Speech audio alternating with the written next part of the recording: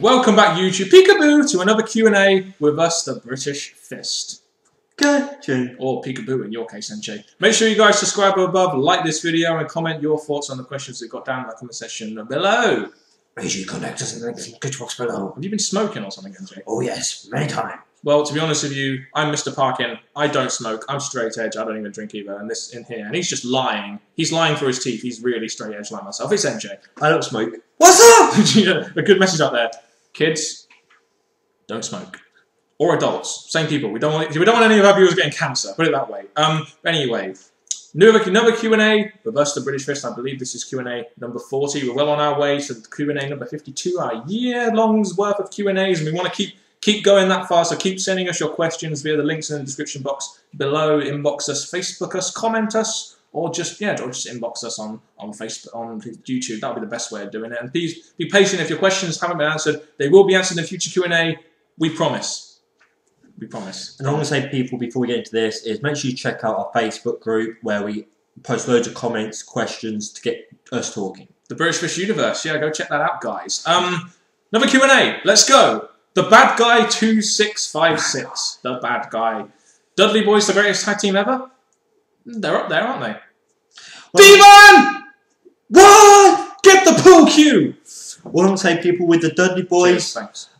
They had WrestleMania matches, big WrestleMania matches, but they never won the championships, and I'm really thinking maybe they should have done once to give them that big win, but no, I wouldn't say they're the greatest tag team ever. No. I think they are up there as, you know, one of the better tag teams, but I think the definition of a greatest tag teams is recurs. You know, they did perform very well. Their stick was very good with the whole "what up" and all that kind of shit. It was entertaining. They never really got those defining wins at WrestleMania, which they kind of maybe deserve. And you notice with the Dudley Boys, they just never had the singles run, which they really deserve. Like, you know, Bully Ray's doing fantastic in TNA right now. But you look at other tag teams like the Rockers, LOD. You look at the Heart Foundation as well, DX. They all, apart from maybe LOD, they all had someone out there who would eventually become a star for the company, similar to Edge and Christian and the Hardy Boys. So Dudleys are up there, but not the greatest in my opinion. No, which is a shame, because obviously Devon, yeah, he didn't have the look like Bully Ray as you eventually got when you went to TNA, but I wouldn't say they're the greatest, man. No, they're up there though, definitely. They are definitely up there. TLC matches were epic. Scorpion Reviewer. Do you review Scorpions? You could do. They're a good animal to, you know, analyse and, yeah. Do you know what Scorpion is, NJ? Scorpion, yes. Scorpion Death Drop, brother. Who would you like to see Undertaker face at WrestleMania this year? In brackets, please don't say that egomaniac Triple H. Triple H. Well, we go over to NJ for his immediate response to that. To quote, please don't say egomaniac Triple H. Go. Egomaniac Triple H. And you're asking, who would you like to see face Taker at WrestleMania? Well, there's two people. Number one, it's Wade Barrett, just because I think he needs to win to get him up there. The other one is, people have been saying this, and I agree with it, is Kane. Yes, sorry, I was trying to interview NJ there while doing the Q&A, but I do think this year, I mean, he's bound to face Triple H, so there's nothing really much we can do there, but I think a young guy in Barrett could really, you know, I mean, we've been preaching this a lot in our Q&As, a young guy like Barrett could really use a match with Taker, doesn't necessarily have to win, maybe even have a Del Rio go up against him. I'd really like to really put a young guy against him, but if they're going to have someone go against him and maybe end the streak, may just have to be Cena, because he is the top guy in the company. He's the only real guy who can really legitimately end it. Not saying I want to see it, I'm just looking at it logically here. Jackass. We'll move on. Oh, sorry! I'm just being logical. I can't help it, that's how my brain works. Yes. BD Desire 3000. Do you think Undertaker will be fighting Kane for the next couple of weeks? Well, no.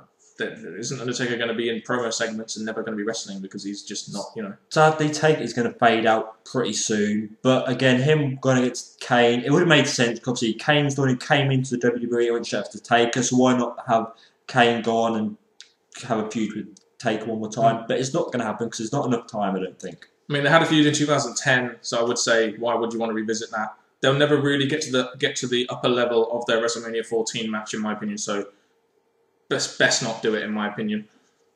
Just saying. No, certainly not. James Red Devil 666. I hope that hasn't struck a curse on us. Who was the biggest draw in their respective companies to never hold their company's heavyweight championship? I believe we have... No. We've had that question before on these Q&As, haven't we, somewhere? Pretty similar, yes. Yes, Yeah. the biggest draw in their respective companies to never hold the company's heavyweight championship. A draw, well, like, again, not sure it was the biggest draw, but Rikishi. Was a big draw. He was a draw, obviously, because of his dance moves and the things he'd been involved with, so he was one, I'm going to say. Other draws... Godfather, something like that. Just a character, Goldust. Something like a character, yeah, would make sense. Can't really think of any. If you guys have any ideas, let us know down in the comment section below. I always thought Rick Rude was another draw that never really held the heavyweight championship. Triple H, John Cena, Randy Orton. You're just fucking.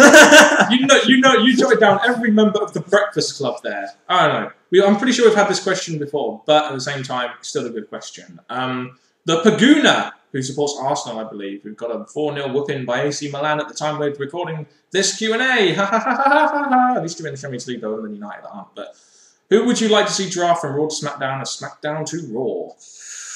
Good one, this. Okay, I'm looking at this and thinking the first thing I would see, obviously to help out a show, would be maybe move Del Rio to SmackDown to be a big heel on there because he's not actually doing the greatest on Raw. Yeah, I mean he is kind of buried in the whole because Raw have a lot of heels. I mean they got Miz, they got Del Rio on there. They've got all sorts of heels going on, Ziggler and stuff. So I think maybe drafting someone like Del Rio over to SmackDown would be good. I think. Because SmackDown is usually the breeding ground for future main event talent, generally, and what they've done with Sheamus, I think they may draft Sheamus from SmackDown to Raw, as he is that kind of guy that WWE would probably want to put on their A show. Maybe a Wade Barrett as well, although I wouldn't like to see it. Wade Barrett, again, he needs to progress more on SmackDown, have a run with the championship before he even gets stopped being moved. Oh, gosh. R-Truth might be another good one for SmackDown, I think. Again, R-Truth is doing pretty good on Raw, but a move would maybe benefit him on SmackDown. Actually giving Brodus Clay an actual show like SmackDown. Like Alex Riley to SmackDown so he can get some TV time. Yeah. Just saying. Like, they're just on the top of my heads, you know. Anyone else from SmackDown to Raw you can think of? Cody Rhodes, maybe, but he's better on SmackDown. So he needs a run on that. Yeah, you got to take the talent who you feel could be draws, and you could feel who could be on the A show, and you have a lot of confidence in. And they're not going to transfer anyone there they don't have confidence in. Transfer swagger to SmackDown. Yeah, just get rid of them off Raw. Along with that US belt. Maybe bring we need a big because they normally do it. The big guy swapping over. So maybe move Big Show, Mark Henry. Just move some big guys, swap them over so they have a different run on the opposite show. Oh, we'll give it a couple of months and the draft will be here, so we'll get our answers then. We'll probably do another draft video like we did last year. Mike J690. If you guys could control ROH for a day, what would you change? Very good question. We have some very detailed answers for you, brother. Well, firstly, I think ROH, we both agree, they have great wrestling. We know that. But I think what ROH need to do is push some characters. Like the Mike Bennett's, like the Mike Mondos. They really need some bigger characters than just wrestlers, don't they? And that's what I would, if I was in ROH one day, I would make sure some of these guys like the Bennetts and the Mondos get pushed because they're entertaining and there's something different. Michael Elgin, Ciampa, let them get pushed. Well, once you've done the push, you've got them all sorted. What you need to start working on is feud and actually having feuds running on a show. So the show actually shows building up a feud over the next couple of weeks. Yeah, I mean, with an hour, it's difficult for that. But I just think they should take out the entire ROH segment. I mean, that just really ruins the flow of show. Even though it shows multiple feuds and stuff and how they're progressing, it just really ruins the flow. Well, in an hour show, as much as I hate it, I do see why they got the entire ROH because it's actually getting more wrestlers involved without having to have too many short matches to get wrestlers actually involved. Maybe have the odd promo segment every now and then. Maybe get some guys onto the mic that are interesting. Maybe instead of doing the inside ROH, have in-ring segments or backstage segments, something more like that. Less published on their website, that annoys me. Less filler on the TV show. Mainly, concentrate on the wrestlers you've got and doing something with them. That's our main thing. It's just that ROH really does take themselves very seriously, and we just want to make it a little bit more interesting, especially because the whole point of the wrestling business is to try and draw as much money as possible. And as much as ROH do focus on their wrestling, they do need to get to a point where they need to try and bring in new fans, maybe mainstream fans that are a bit delusional with the WWE or TNA product, heaven forbid. So they do. I mean, if we was in ROH, we'd probably try and think of ways to try and offer more sports entertainment, or just generally something that the mainstream fans could get into, just so we could, hack into some new fans, and that's what the ROH TV show should be there for. It needs to be, yes. Jamie, I think it's either Jem or Jamie B. Husson. Do you think Punk is the new Jericho? Punk is CM Punk. Yeah, Punk is Punk. Jericho's HBK. I mean, Jericho's Jericho. Punk is a Jericho wannabe. Apparently. But no, I think Jericho is a Punk wannabe. What do you mean you're not going to say anything? Well, with Jericho, again, he's been called wannabes before. Punk wannabe, HBK wannabe. But I don't think that Punk is the new Jericho. No, not really. He's kind of like a mix between... he's kind of like got a mix between Jericho and Austin. In the sense that he's got good wrestling ability, but he's also great. He's also really good on the mic. And if WWE really, used his character well, they could use him as an anti-establishment anti-hero type guy. Because over the past couple of months, we've seen Punk having his own character, his own mind, his own voice. So I'm thinking Punk is Punk, Jericho is, well, we all have different thoughts about Jericho. We know Jericho is the best in the world, but so is CM Punk. So it'll be interesting to see who actually is the best in the world at WrestleMania this year. Just saying. Gex Plan asks a couple of questions actually. Hey there, love the show. Thank you for the question and for the compliment. Here is my question. If a new wrestling promotion was to get a TV deal, what would you like to see from it? For example, number 1, TV 14 or PG? Again, I think we need to branch out of the PG thing. I think the WWE is just doing that just to, be careful what they do, and obviously the whole Linda McMahon thing. So I think we need to go to TV 14 to get the fans back interested in that kind of thing. I mean, at the end of the day, it's not really about TV 14 or PG. It's about quality of writing. So I would hire wrestling writers, not fucking Hollywood script writers, to write my scripts. Number 2, wrestling styles such as having a mixture like X Division, main eventers, tag teams, mid carders. I don't know about you, NJ, but I'd love to see a bit of X Division mixed in with a bit of tag team wrestling. Have some good mid card feuds and have that main event draw thing. I want the show to be layered. I want there to be tag teams, X Division, mid card. Main event draws. Well, we've seen the companies that the tag teams, the mid cards, and X Division are sometimes stepping stones to get to the main event. So I think they need to really work on below the main event as well as the main event. So yeah, it's a bit of all that, bit of all of it. And I think TNA are doing that very well with their knockouts, X Division, and tag team wrestling. So that, I'll use that as a good example. That's good counterculture there. And, it just gives more variation in the products. More variation in the style, more variation in general, which is good for a product because you need to cater to everybody. That's what WCW was so good at. Because the thing is, people are interested in different things, so the fact that they're going to be concentrating on a variety of different things in their company, it would definitely get fans interested and progression of wrestlers, so yes. Exciting storylines and lots of different characters. I think we did touch on that in the last one, with different styles and different, different things. You want different types of characters, larger than life characters, small X Division wrestlers. You want tag teams that are branded as tag teams, like they used to do with the Hardys and Dudleys and stuff. And exciting storylines would come with wrestling writers. Yeah, that's just the same. Majority number 3, again, with the characters and the storylines comes with the writers, because the writers actually plan on what happens to the characters and how they progress. So I think it's all depending on the writers from the 3. Definitely so, which kind of ties into number 1. Number 4, how many pay-per-views a year? Well, I'd definitely stick with the philosophy of 6, with 4 big pay-per-views a year. I think that's unnecessary. I wouldn't have 12. I'd probably, as much as having 1 a month is good, I'd probably have maybe a couple less. I don't think having 12 a year is the best. But for financial reasons, it's good. But for build and feud and storyline reasons, it may not be the best. So maybe minimize it to like 10. Something like that, just less than 12. Well, I'm two-sided because with 12, obviously they give you something to look forward to at the end of the month, so you have to pay for to get the money. So that is one benefit. The other thing is, depending on how big the pay-per-view are, maybe have about 8. Obviously, the 4 big pay-per-views, they have at least maybe 2 months. Have 1 filler in between.